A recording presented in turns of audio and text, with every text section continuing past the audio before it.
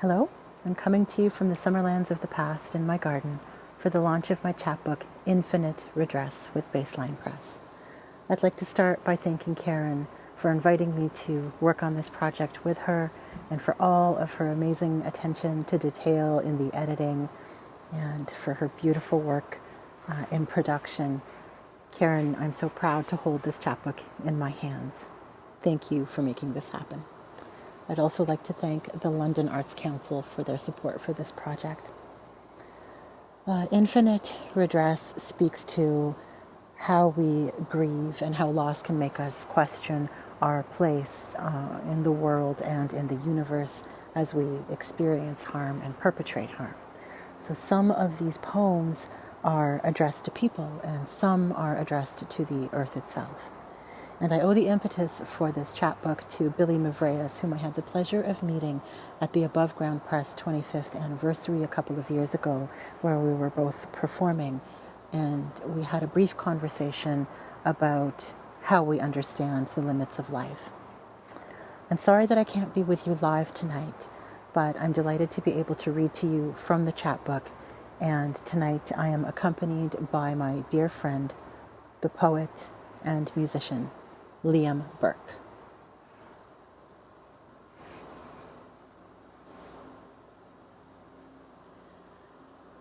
Conversation with Mavreas. Billy, you said the human project was failing at directing its attention to the proper place. I said I had no faith in the human project. But it's much larger than that, you said, stretching your arms, your fingers, into space and time.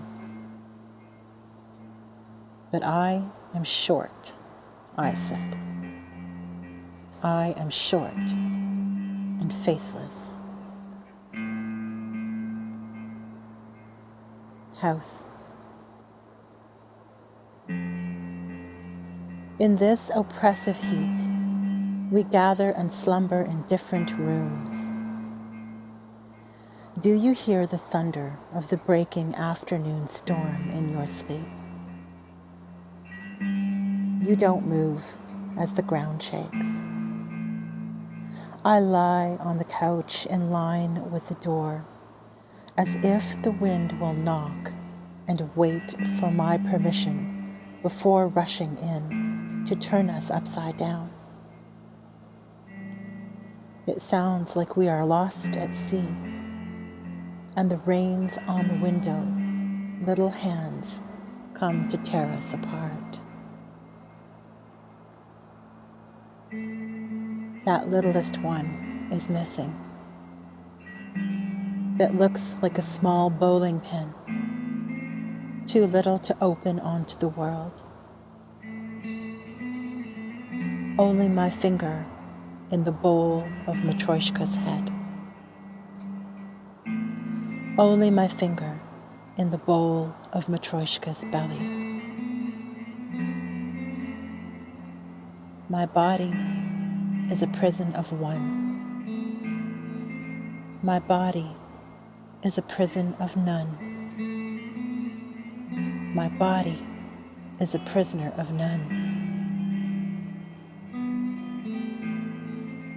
To break the heat, I cast a spell of cold cloths and ice-raised skin, and dream to smell the summer trees in the cool morning fog again.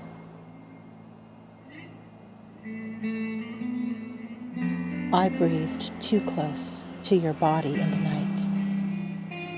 My hand absorbed a tear, a bloody scrape. My eye absorbed your silhouette in the sunlight, standing over me.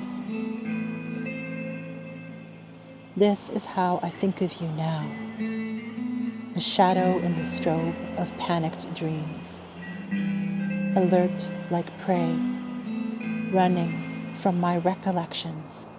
I am twining a strand of your hair around my finger.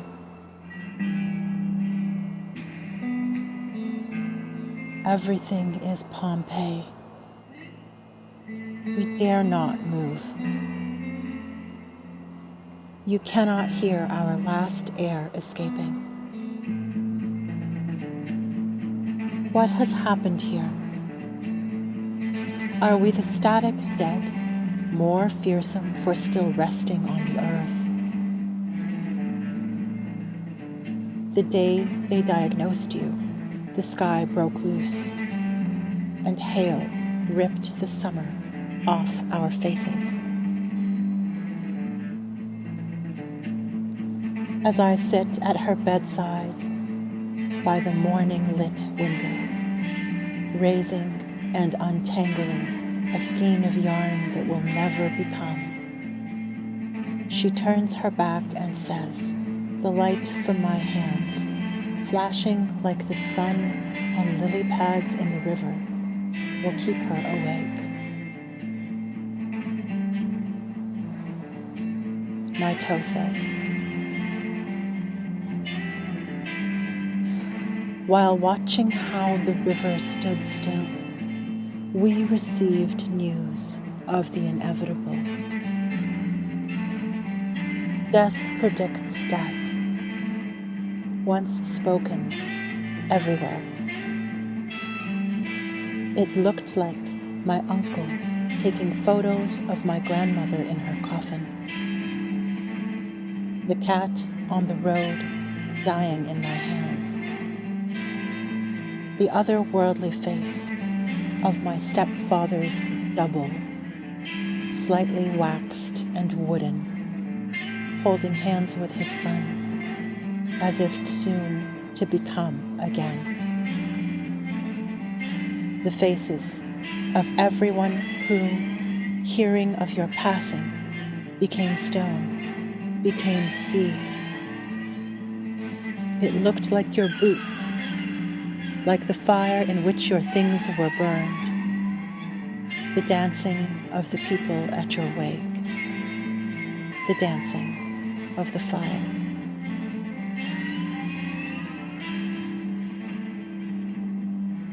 Transit. From this train window, I could reach down and touch the storm-wet sumac trackside at the edge of a farmer's fallow field. I listen to the neigh that soothes and cannot break my heart. Watch the scenery cycle and dream of dancing a little with my grief, swaying in the folding grass and stamping feet against the earth to start her heart again. Today, death. Today, death. 2 weeks ago, death. Today, death averted. 3 weeks from now, death. Today I Googled terminal velocity, barbiturates, and exit bag. Red evening sun on soybean crop illuminates the livid clouds like the Arabic script for I miss you. Every moment static now, but slippery, the mosaic piece in the turning kaleidoscope.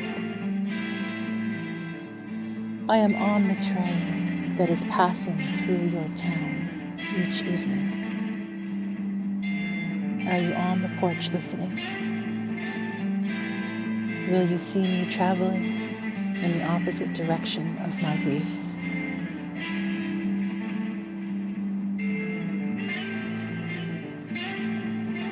Long game. How did we learn to make a French horn, a bottle out of glass, or wind-up watch, before we learned the meaning of your crooked posture and 1,000-mile gaze? I hear the universe is expanding. Everything is moving away from everything else, a crowd of skirt-gathering ingenues getting the fuck out of Dodge, looking back over their shoulders just that one time, warned by those distant tales of Lot's wife and Eurydice, they heard you whisper.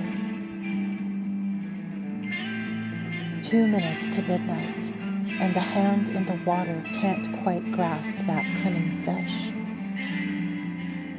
Our blood in the stream, as pretty as a galaxy, unready for all that opulent space, all those undiscovered countries. An experiment without exit strategy. The ethics board has retired for the evening. Best to get a fresh start in the morning. So long. So long.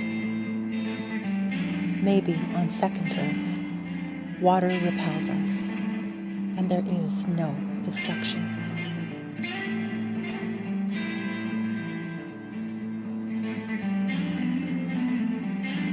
Things pulled from the earth.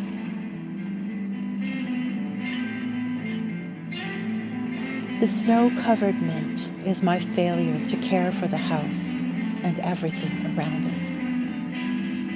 If I were to tear it now from the ground, only decay would reward me. Why do we so love the bodies of things pulled from the earth?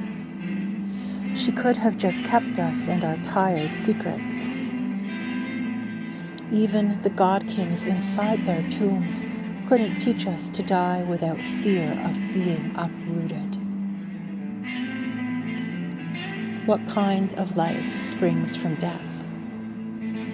Could we be Spartoi from a fierce dragon?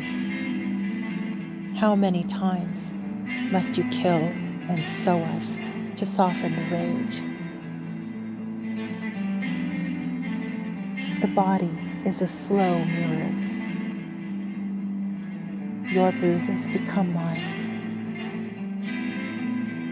Skin does not forget the library of touches, one finger wiping away the sweat, the tear that escaped in frustration, the conspicuity of one leg beside the other in the moving car. Listening, one ear against the chest. Something is happening inside, faster than usual. You scribag of bones in a shape I love. Show me less of how we end in the night, our ashes mixed into the soil of our fathers. A body, a bone, a knife, a flint, contents of stomach, a shell that housed something tender, a coin, a jewel, a brick, a stone laid by an early mason, a shield, a bow, the skulls of cats and winding linen, gold and copper, faience Ushepti, waiting to serve. I chased your dust through the stars. I chased you through rock when you were salt into the sea. And when you became a fish, eaten by a bear, hunted by men for their supper, I chased you into their soft, warm bellies. I chased you into their wives, into inevitable babies who unfurl in the blink of an eye but are ground-bound until they evaporate.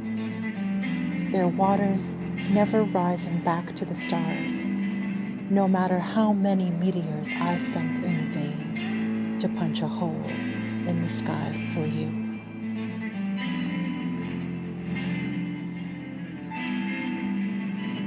Tree of Life.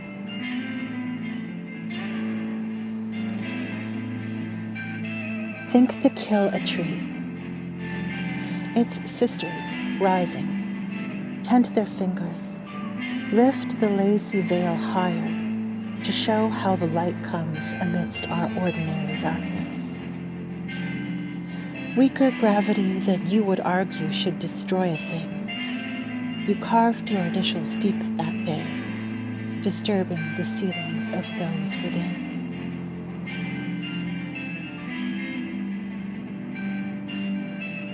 When there is neither sun nor music, stand guard over our bodies. Knot my hair to your hair. Stitch your hem to mine. Hold my hand and pull me through your sleeve against your chest. If they take me, let us change places. Let you come back to life. Let me rest a while we wait for the sun to return. Billy, we are killing each other, but that is what we love. Embarrassed at our casual cruelty, those girdled trees. You are short, they whisper, and you're wasting it.